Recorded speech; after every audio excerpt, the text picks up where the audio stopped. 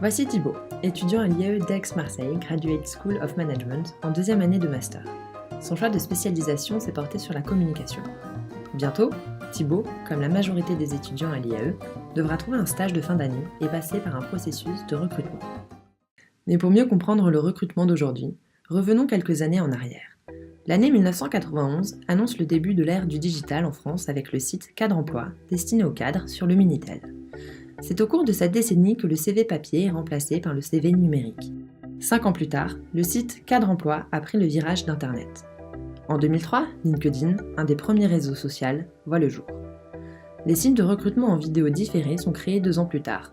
On compte parmi eux Visio for People et Interview App.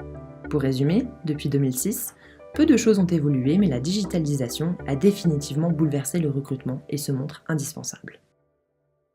L'IAE, c'est près de 800 élèves chaque année et 12 masters différents. Nous avons donc recueilli leur avis via un questionnaire.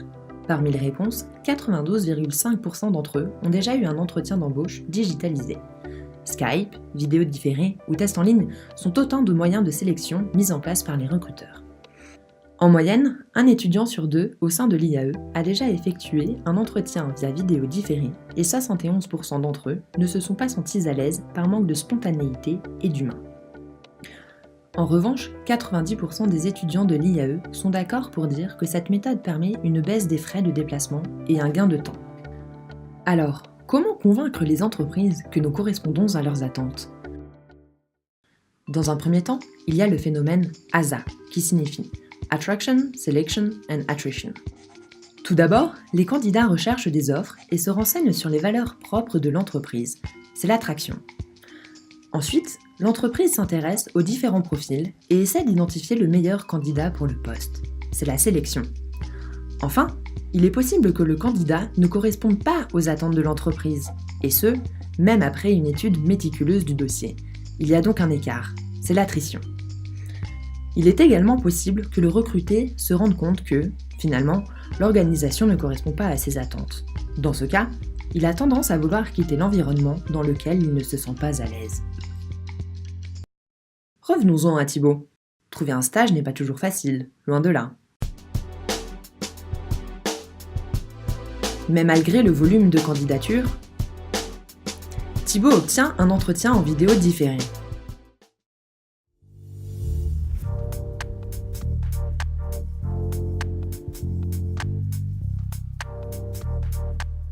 Bien qu'il pense avoir donné une bonne impression. Ne pas avoir de recruteur en face de lui l'a mis mal à l'aise. Mais alors, pourquoi des entreprises mettent-elles en place cette méthode ? Nous avons pu rencontrer Laura, ancienne RH chez Amazon, pour en savoir plus sur leur processus de recrutement. Alors, j'étais assistante RH au sein d'Amazon pour le Royaume-Uni et pour la Business Unit Opération. Alors, le processus de recrutement chez Amazon est très varié car ça dépend des pays mais aussi des postes. Le recrutement chez Amazon se déroule en 3 étapes. Tout d'abord, vous postulez en ligne. Ensuite, vous avez un premier entretien téléphonique. Et puis, vous avez un entretien physique ou via Internet. Cela dépend. Du coup, Amazon a sa propre plateforme. Et donc, c'est comme un Skype, mais créé par Amazon. Vous allez appliquer via une offre d'emploi. Ensuite, il y aura un premier entretien téléphonique. Et ensuite, vous avez l'occasion d'aller vers un entretien physique ou par Internet. Donc, ce mode de recrutement est standard pour tous les salariés. Par contre, pour certaines positions, ce sera tout en digital.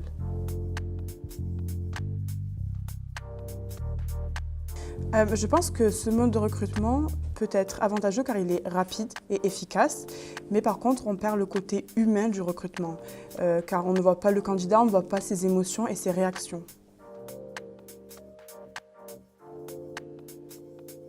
Jamais.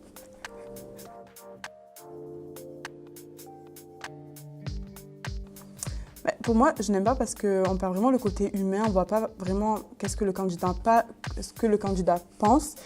Et aussi, je préfère parler avec lui directement parce qu'en vidéo en différé, déjà, on ne verra pas vraiment ses réactions, on ne verra pas comment il regarde comment il parle, comment il s'exprime. Par contre, ce que je trouve bien, c'est que si un candidat est stressé ou qu'il est mal à l'aise, il sera dans une zone de confort. Du coup, il pourra être plus à l'aise et ça sera peut-être mieux pour lui. Et aussi, pour une question de transport, c'est beaucoup plus facile et beaucoup plus rapide qu'un mode de recrutement standard. Thibaut a finalement réussi à décrocher un entretien physique, l'occasion de montrer sa personnalité et d'échanger directement avec un responsable RH.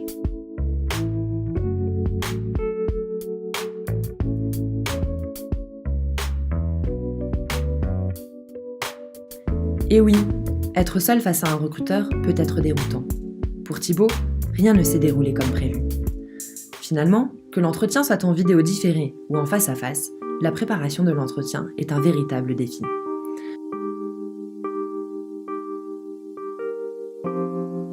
Le recrutement via vidéo différée permet-il une marge d'erreur plus faible ? Pour en savoir plus, nous avons échangé avec Marc Lowe, le fondateur de Connect RH, un cabinet de recrutement à Marseille, ainsi qu'avec Fanny Chaboutier, chargée de recrutement RH chez GRT Gaz.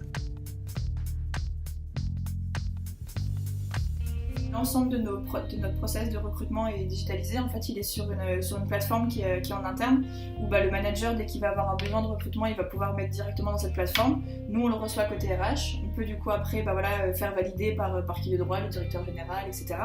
Et ensuite, sur cette même plateforme, c'est là qu'on va pouvoir recevoir toutes les candidatures. Donc du coup, on va pouvoir partager avec le manager et le RH l'ensemble des candidats. On peut mettre des statuts différents. On va pouvoir ajouter toutes les synthèses, tous les documents, toutes les fiches d'entretien, etc. qui permet de pouvoir vraiment optimiser le process. Aujourd'hui, il est indispensable d'utiliser les réseaux sociaux. Donc il y a deux modes d'approche. Soit ce qu'on appelle la chasse, et après il y a ce que l'on appelle l'approche multisourcing, qui va mélanger des annonces, principalement diffusées sur le web, et de la recherche de CV, toujours sur le web, et enfin du tracking sur les réseaux sociaux. Et là aujourd'hui, très clairement, il n'existe guère plus que LinkedIn comme réseau social. Nous, on reçoit tous nos CV en fait sur un même site de candidature, que ce soit de l'interne ou de l'externe, et il y a un premier filtre qui se fait à la main. On a décidé de ne pas automatiser justement cette partie pour vraiment donner en fait finalement un peu la chance à tout le monde. Ici, non. Le consultant doit pouvoir trouver dans un CV ce que l'intelligence artificielle ne sait pas encore trouver. On parle beaucoup d'intelligence artificielle aujourd'hui dans le recrutement. Concrètement, il n'y a pas grand-chose qui est fait véritablement en termes d'intelligence artificielle. Les outils ne sont pas encore au point. L'idée de l'entretien vidéo différé, c'est vraiment de pouvoir, si par exemple on a identifié 10 CV qui sont intéressants, de se dire peut-être sur des compétences techniques, les compétences métiers, ils sont à peu près tous à égalité. Qu'est-ce qui va faire la différence ? Donc du coup, on va faire cet entretien vidéo différé. En termes de motivation aussi, ça montre aussi des choses sur les candidats, parce que quelqu'un qui va aller au bout, ça montre déjà qu'il va s'impliquer dans le process. À quoi sert une vidéo différée ? À identifier certaines compétences. Si vous avez vraiment la compétence, ça vient immédiatement, ça vient automatiquement. S'il y a besoin de prendre beaucoup de recul avant de pouvoir établir sa réponse, c'est que ce n'est pas quelque chose que vous faites couramment. Donc ce n'est pas une compétence que vous avez vraiment développée. Ça peut être à la fois soit un entretien vidéo, donc c'est des entretiens vidéo différés, soit du coup un entretien de préqualification par téléphone. La vidéo différée, elle se substitue au pré-entretien téléphonique. Il y a quelques prérequis que vous voulez valider au préalable, avant un véritable entretien. Et là, les questions sont les mêmes pour tous les candidats et vous pouvez valider quelques petits bouts de compétences.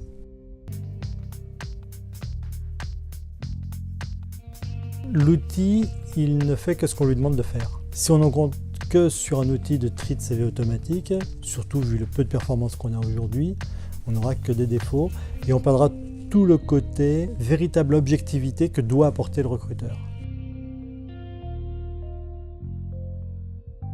On va plutôt essayer de regarder des compétences, plutôt les soft skills. On pose en général à peu près 3 questions pour essayer de cerner un petit peu finalement au-delà du CV, qui va être très académique, etc. Plus sur la motivation, la façon de s'exprimer, la capacité à être synthétique, d'autres compétences du candidat.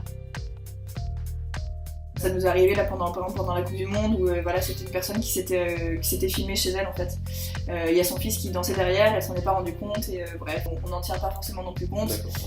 Voilà, après on efface et la personne est amenée à de quoi pouvoir le refaire. C'était un entretien Skype que la candidate passait sur son lieu de travail. Et derrière elle, il y a tous ses collègues qui s'amusaient et notamment à un moment donné, il y en avait un qui était porté par les deux, comme ça, il était allongé dans les bras des deux autres et il passait derrière la caméra. Donc la candidate ne voyait rien et le collaborateur était lui mort de rire. Vous l'aurez compris, les recrutements via vidéo différée sont de plus en plus courants au sein du processus de recrutement.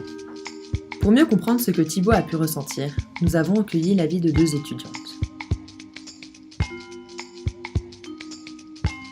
J'ai postulé dans une agence web pour un poste d'alternant. Je me suis connectée via une plateforme en ligne. Pour chaque question, j'avais un temps de réponse à respecter. La finalité, c'est que je n'ai eu aucun contact avec les personnes des ressources humaines. Moi, pour ma part, c'était pour un groupe presse. J'ai été contactée directement par la plateforme en ligne et j'ai dû passer l'entretien. Pour ma part, j'ai été très stressée. J'étais dans un contexte qui n'était pas forcément adapté aux entretiens. C'est surtout le concept qui m'effrayait un peu. C'est très compliqué d'être face à soi-même en vidéo avec un chronomètre. Et t'as à peine le temps de réfléchir à ce que tu veux répondre que hop, ça commence et tu dois enchaîner comme ça. Avant, j'ai vraiment pas appréhendé parce que je me suis dit voilà, on est quand même dans une zone de confort parce qu'on est chez soi, dans des bonnes conditions. Et sur le moment, c'est vrai que je me suis rendu compte plus de l'ampleur de tous ces paramètres, dont le chronomètre, le son, la webcam, etc.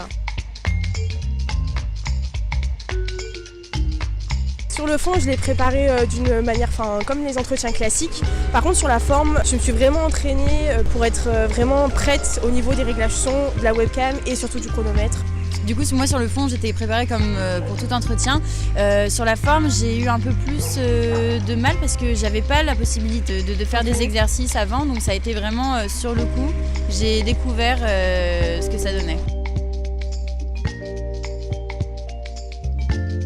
Pour ma part, l'inconvénient principal, c'est vraiment le chronomètre. J'ai vraiment trouvé ça très difficile de se concentrer sur le fond, sur la forme et sur le temps qui défile des questions tout au long de l'entretien. Moi, ce qui m'a le plus dérangé finalement, c'est l'aspect humain. Pour moi, un entretien, c'est des deux côtés. C'est-à-dire que je passe un entretien pour être embauchée dans une entreprise, mais je vais aussi, de mon côté, sonder un peu l'entreprise, les personnes avec lesquelles je vais travailler, etc. Donc c'est assez important pour moi d'avoir quelqu'un en face. Je suis d'accord avec toi, je trouve que l'entretien, c'est vraiment un échange, même pour le candidat. On a envie de savoir à qui on s'adresse, quelle est l'ambiance ou l'atmosphère de l'entreprise. Et là, on ne peut pas s'en rendre compte, c'est le recruteur est en force. Quoi, en plus, on est le seul jugé, quoi. Ouais. Moi, je suis plutôt contre un entretien. Pour moi, c'est 2 personnes. Donc la base, c'est d'avoir un échange, une construction et de pouvoir tous les deux s'appréhender et apprendre à se connaître. Moi, je suis plutôt pour parce que je garde en tête qu'on peut vraiment passer l'entretien lorsqu'on le souhaite. On peut être au travail comme chez soi, il n'y a pas de frais. Donc je trouve ça vraiment très moderne, très flexible. Des questions restent en suspens quant à ce mode de recrutement. Comment s'appliquer humainement quand on est face à un ordinateur ? L'ère de recrutement 2.0 est-elle finalement accessible à tous ? La digitalisation n'est pas encore au cœur du recrutement. On en est à peine au début.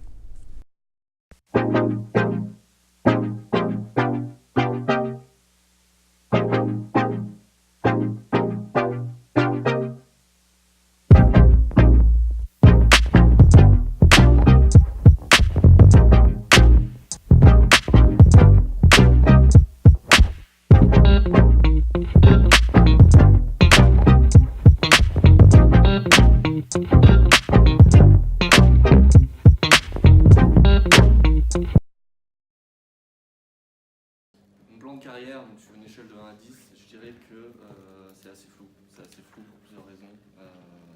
Je sais pas où je vais, je sais pas ce que je veux devenir. Et puis, C'est bien sûr.